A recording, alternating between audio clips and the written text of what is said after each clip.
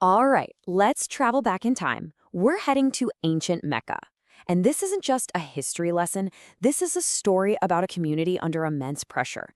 A brand new faith facing a storm of challenges. Tests of truth, tests of strength, and really, a test of sheer survival. So really try to picture it. The air is just electric with tension. You've got this small, pretty vulnerable group of early Muslims, and they're completely surrounded by a society that is, for the most part, really hostile to their message. I mean, every single day was a battle, a real struggle against constant persecution. Now, the first major test they faced wasn't about swords or stones. Nope. It was a test of information, of truth itself. It all revolved around this moment of incredible confusion, a myth that, believe it or not, has stuck around for centuries. We're talking about the story of Al-Gharanix.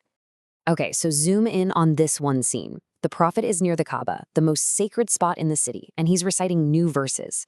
But here's the crazy part. The polytheists, the very people who oppose him at every turn, they're actually listening, quietly, not shouting, not heckling. They are completely captivated. You could cut the tension with a knife. So, what is this story? Well, it's a myth, a fabrication, according to the sources we're looking at. The legend claims that during this recitation, some words slipped in that seemed to praise the pagan idols.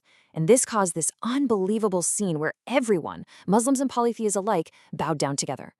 But, and this is a huge but, the sources are really clear on this whole account comes from unauthentic, unreliable narration. So what was actually being said? These verses, they directly challenge the very idols the polytheists worshipped, Allat, Al-Uzza, and Manat. The myth, the false story, claims that right after these verses, some other lines were added in, lines that praise those same idols. It created this idea of a compromise that just wasn't there. And you know how rumors are. This one spread like wildfire. It traveled so fast it even reached the Muslim refugees who had already fled to Abyssinia to escape all this persecution. So they hear this news, hey, peace has been declared back home, and they start heading back to Makkah. They were walking straight back into danger, all based on fake news. But here's the most important part. This confusion didn't last. It was resolved. A divine clarification came down, drawing a crystal clear line in the sand between the real revelation and, as the source puts it, the whispers of falsehood that Satan tries to throw into the mix. And this verse right here is what sealed it. It was revealed specifically about this kind of situation, explaining that, hey, this is a test that all prophets have to go through. Falsehood might get a moment, a whisper, but in the end, God abolishes it and establishes his truth. So the confusion was gone. But unfortunately, the persecution came back with a vengeance, even worse than before.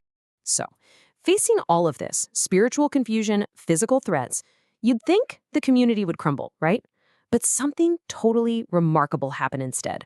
They didn't just survive. They found this new, almost defiant strength from within. And a huge part of this shift came from two men. Two of the most formidable, most respected, and frankly, most feared guys in all of Makkah. Hamzah ibn Abdul Muttalib and Umar ibn al-Khattab. When these two embraced Islam, well, it sent absolute shockwaves through the city. The game had just changed. First up, you have Hamzah. He's the prophet's uncle, a legendary hunter, an incredible warrior. I mean, his reputation alone was like a shield. The second he joined the Muslims, the other side knew they couldn't just bully the prophet and his followers anymore. It was this huge boost for everyone's morale. But then, just a few days later, Omar's conversion happened, and that changed everything.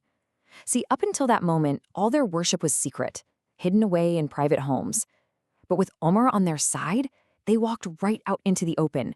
They prayed together right there beside the Kaaba for the whole world to see. No more hiding. And you don't have to take my word for it. Listen to what Ibn Mas'ud, one of the Prophet's companions, said. He called Omar's conversion a conquest. A conquest! That tells you everything. This wasn't just about one more person joining the ranks. It was a victory. A victory that finally gave them the freedom to be who they were, openly and without fear. But of course, the leaders of Makkah weren't just going to roll over. This newfound strength in the Muslim community just made them double down. They escalated their tactics. The persecution got even worse, and it forced a second, much, much larger migration out of the city. And just look at the choice they were facing. On one hand, you have Makkah. It's their home, everything they know. But it's become this pressure cooker of fear and hardship. On the other, you have Abyssinia, a completely foreign land, but one that represented hope. Hope for refuge, for justice, all under a king they'd only heard stories about, that he was a fair ruler. And we're not talking about a small group sneaking away in the night. The scale of this is staggering. 83 men, 18 women, plus their children. Think about that. That's a huge chunk of the community, all of them packing up their entire lives, leaving everything behind, just to find a place where they could be safe. You'd think that would be the end of it, right? They found their sanctuary. But no. The leaders of Quraysh were absolutely relentless. They were so determined to stamp out this new faith that they actually sent a delegation after them, all the way to Abyssinia. And they came with a plan, a really cunning, really corrupt plan. So here's the playbook. Step 1, send in your A-team, 2 of your slickest diplomats. Step 2, grease the wheels. Bring a ton of expensive gifts. In this case, really valuable leather hides for the king and his court. And then step 3, when everyone's feeling good, you drop the real reason you're there.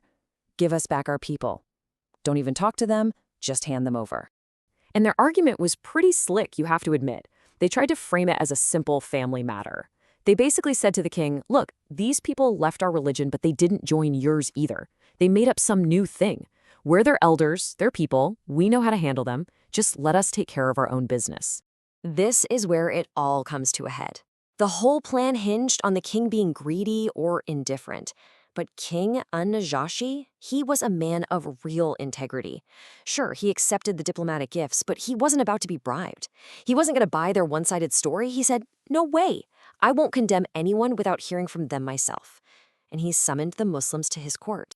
So he listens to the emissaries, and then he listens to the Muslims. And after hearing both sides, his decision is just powerful. It's absolute. He looks at the Quraysh and flatly refuses their demand. He says, no, by God, he will not surrender them. They are now his neighbors, living under his protection.